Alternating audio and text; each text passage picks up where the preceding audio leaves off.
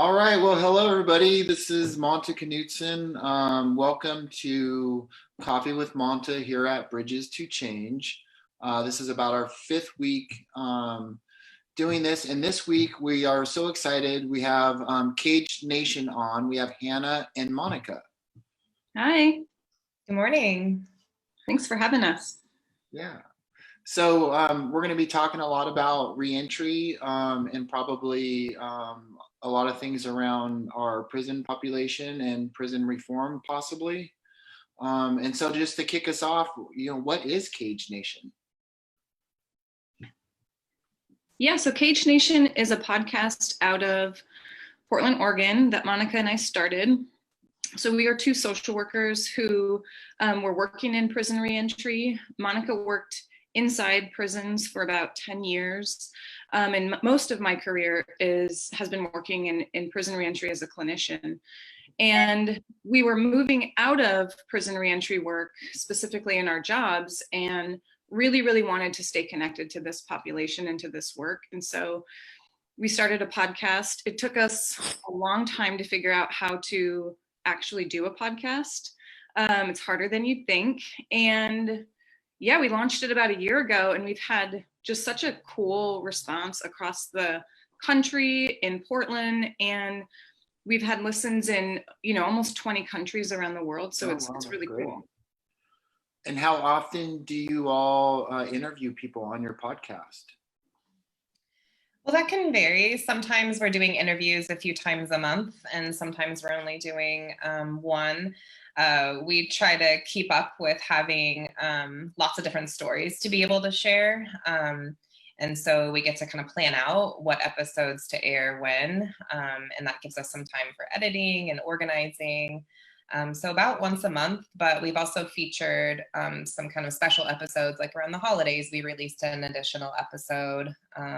So yeah, for Women's History Month, I think we released an extra episode. So yeah, so about monthly. Yeah. I just listened to your interview with Anthony Jordan a few nights ago, which was super great. If a lot of folks that are going to be listening to this today are either previously justice involved or definitely impacted by the criminal justice system, if someone was interested in getting on your show, what would they need to do? Yeah, that's a great question. So we have a website, cagenation.com, cagenationpodcast.com. We have Facebook, we have Instagram. Monica has been just busting out some Twitter stuff, which is super cool.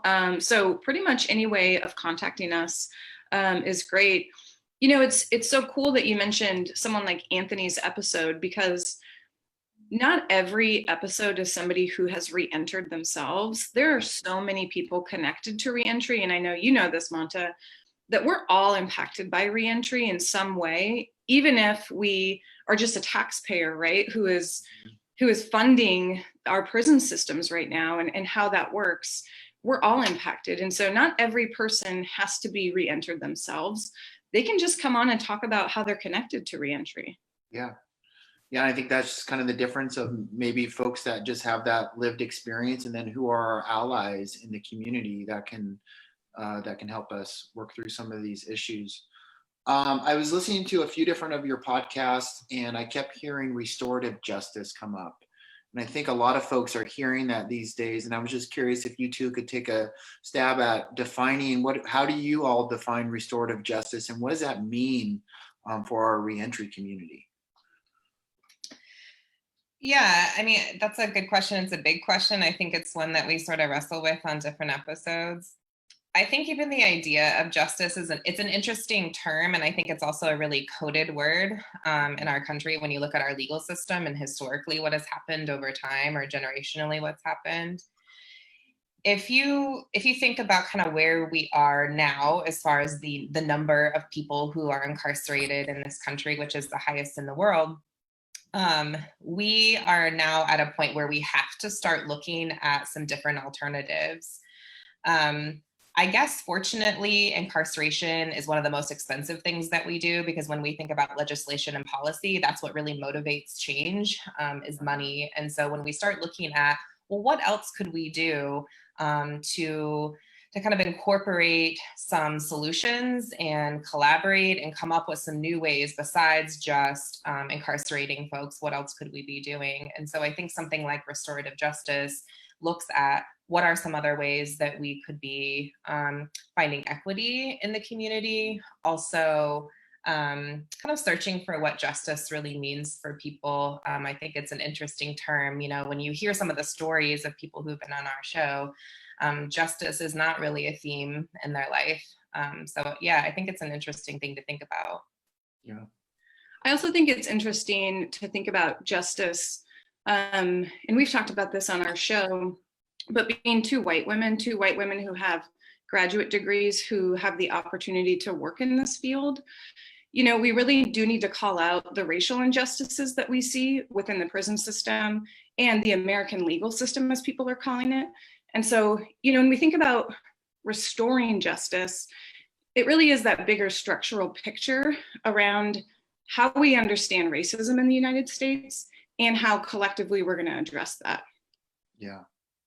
Yeah, those are all really good points. And I see that you guys are trying to get that from different folks that you're talking to of what does this mean to you, to help kind of define that and what it means.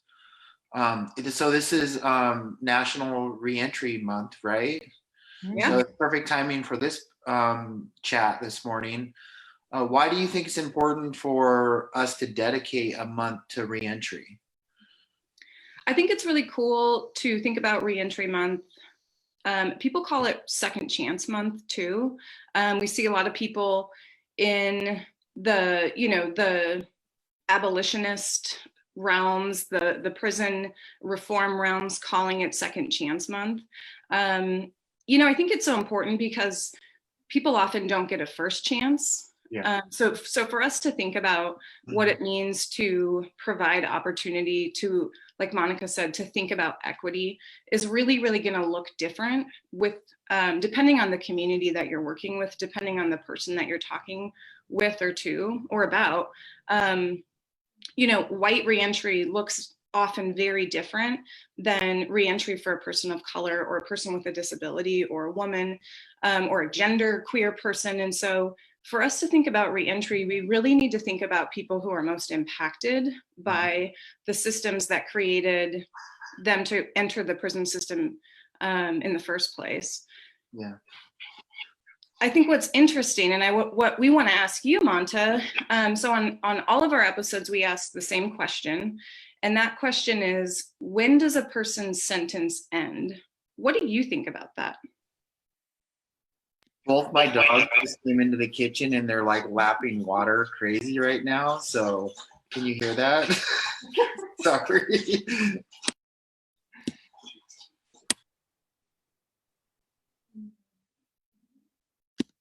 Sorry about that.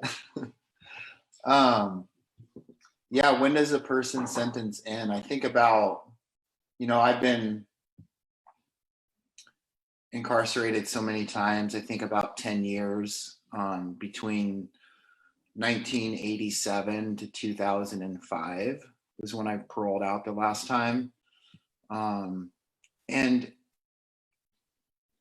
I don't think the sentence really ever ends in terms of how it impacts us. You know, I think back to even in my earliest arrest, I was a juvenile. I was 16 years old.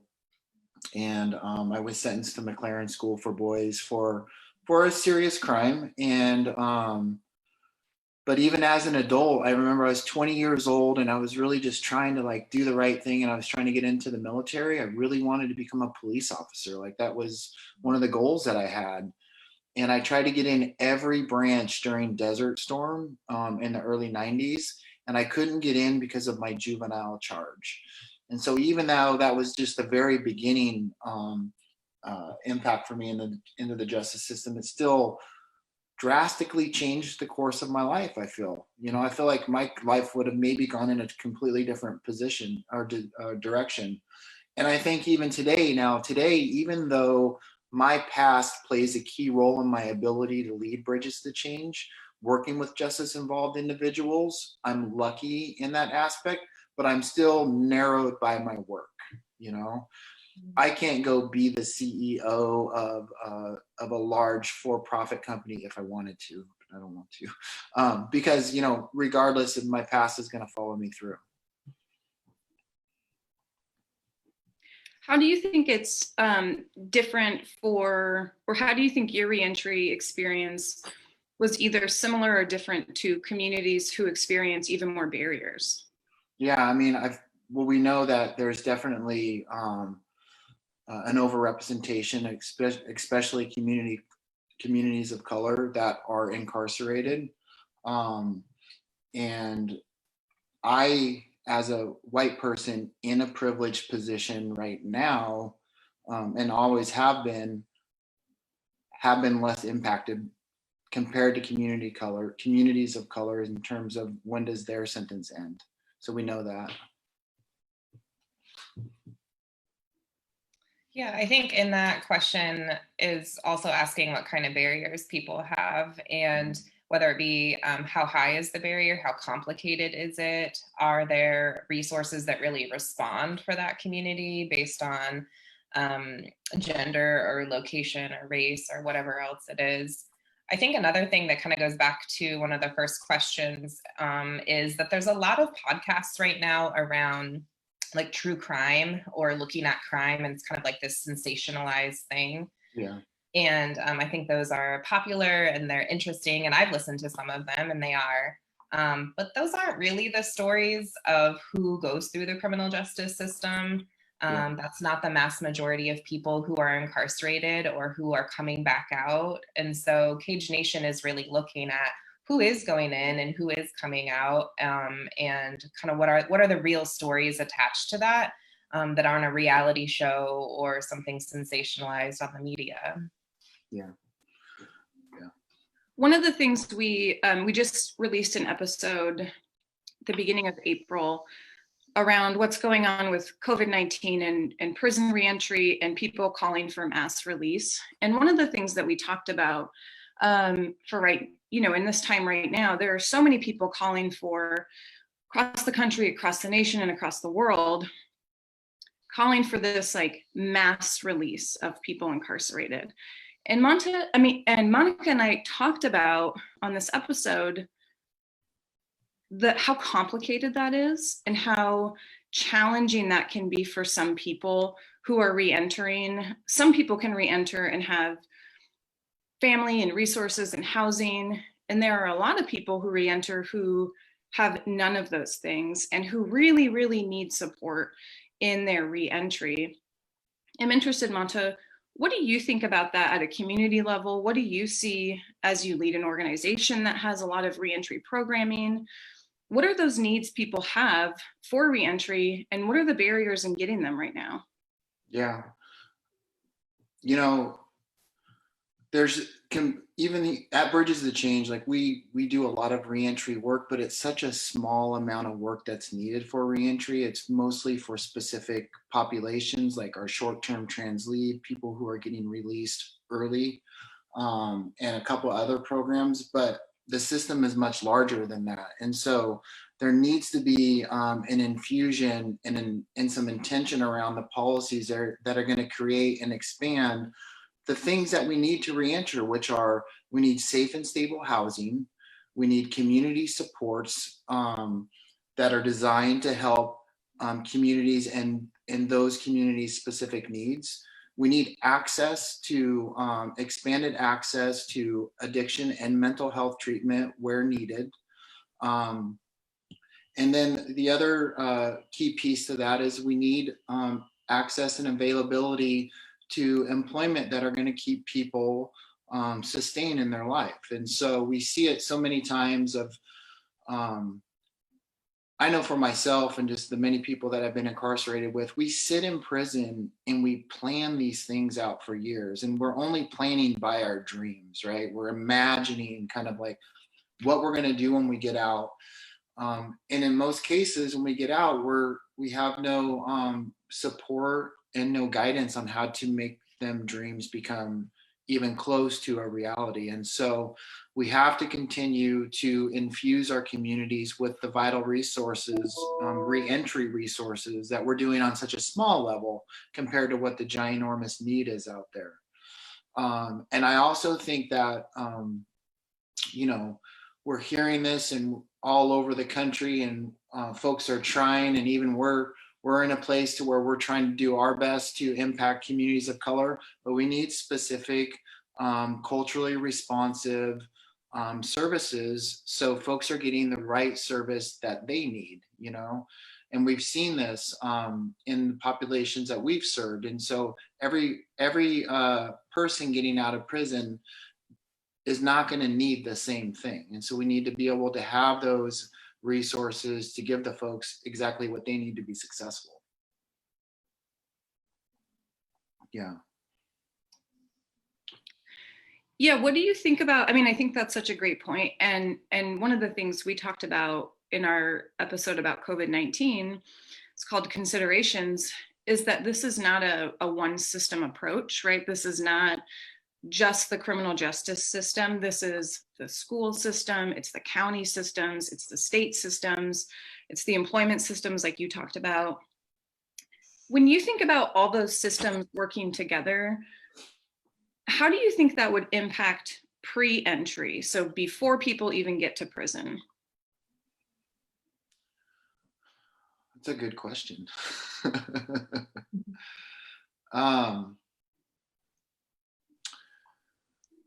Well, one, if we can get all those, first we have to get all those systems working together, which seems to be a whole nother challenge in and of itself, is how do we break down the silos of those systems? Because I think I don't know if this is what you're getting at, but I think this is an impact is, if we really want this to work, if we can't get these systems working together, we're never going to have the impact that we're looking for. If we are able to get these systems together, it's going to build strength in the ability to serve. And I think from that we'll somehow, and I don't know exactly in which way, but would impact folks that would have otherwise maybe entered into the criminal justice system. And so I think it's about bringing community together and becoming strong rather than being, I don't know if isolated is the right word, but not together. Siloed. Thank you. Yeah. Yeah, I think the thing that I've brought up before on the podcast is I think Department of Corrections really has to answer to a lot of failings of many systems. And that's not in defense of that Department of Corrections, because I don't think that they do a very good job. I think they're trying in pieces to do something, but I think overall they're not doing a very good job. And it's not just them. We also have to look at some of the systems that Hannah just named, whether it be employment or school or family or whatever else it is. Like all of those things matter by the time, if we had an impact or if there was some kind of intervention or collaboration, maybe Department of Corrections wouldn't have to be the answer. There would be something earlier along the way, or a more creative solution, and probably a cheaper solution than just sending someone to prison or jail. Yeah.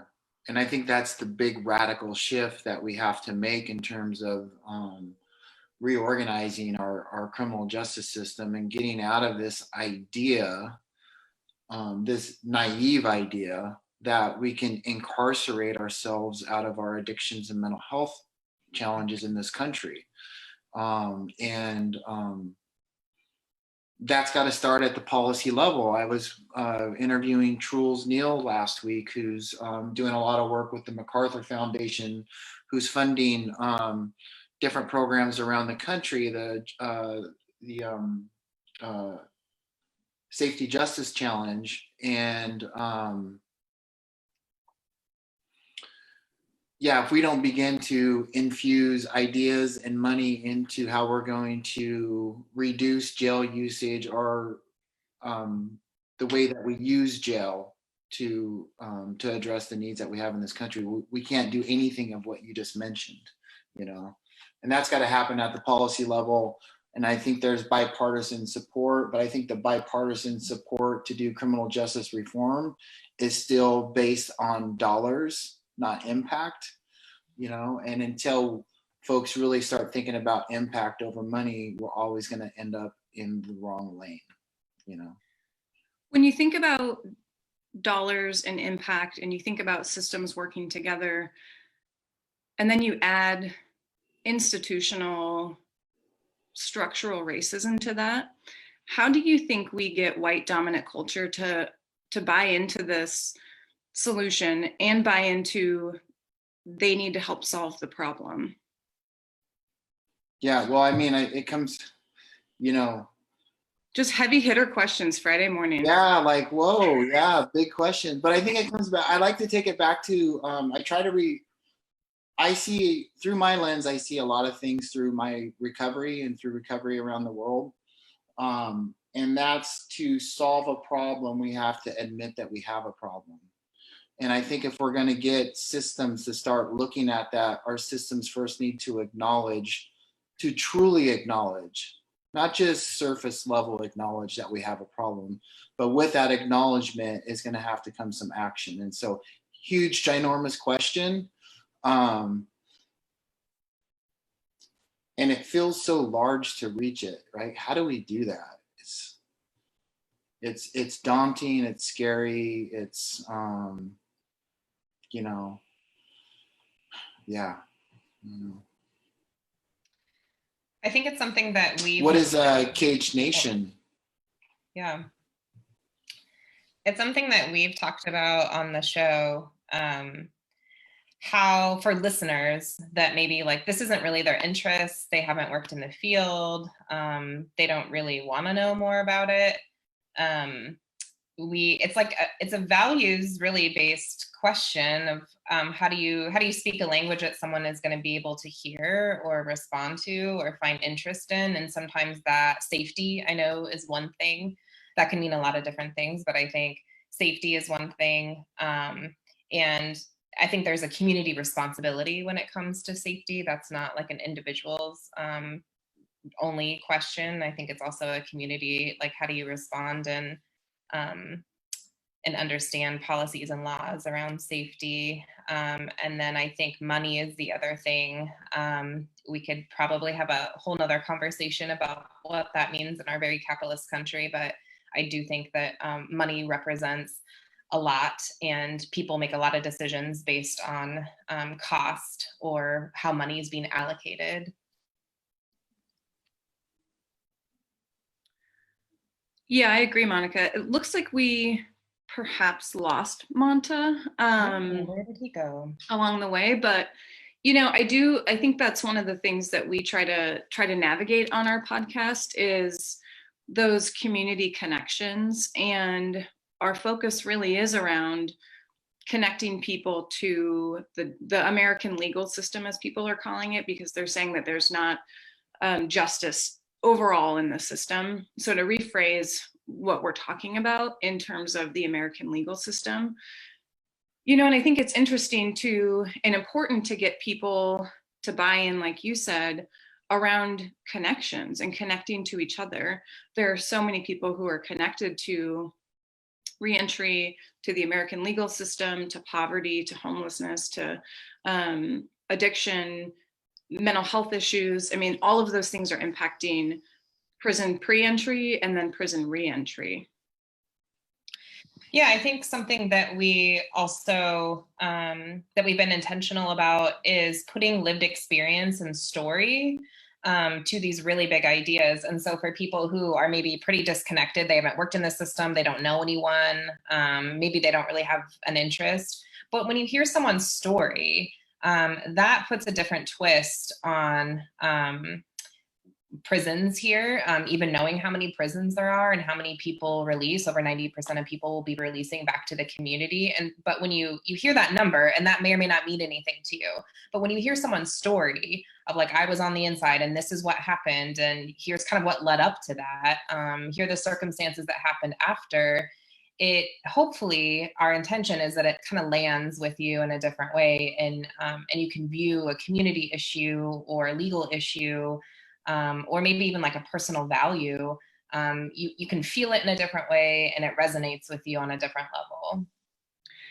Yeah, and I think the cool thing about what we've been able to share is that we've shared with over 20 countries. And that means that this is not just an American problem, although it is very different in the United States. But this issue touches people across the world. And so I think that's really cool. As we wrap up, because we lost Monta, and digital challenges are really part of navigating COVID-19 right now. What would your final thoughts be? What would you encourage the community to do, especially for Second Chance Month or National Reentry Month? I think something I mentioned on the podcast this month, and I'll mention it again, is I know people are home a lot now, and our lives have really changed. And thinking about people who are coming out or releasing from prison or jail, or who are not able to right now, I think that if you have any space or capacity, which I know reading something or looking into something that's challenging or hard or painful is not probably what we want to lean into right now, but if you have any capacity, of course, listening to some of our episodes, but also doing your own research to figure out some of these issues for yourself, like having space and capacity to look at what are the numbers, what's happening in my community around reentry, how many people are incarcerated in the state of Oregon. If you are interested in any of that, now is really the time that you could research and look into the resources, what your community is doing. Yeah, and I would add, to that if they don't have space to research or look up information or data, just to even think about how they've been impacted by reentry or the American legal system, because they have been, and to just think about ways they've been impacted themselves.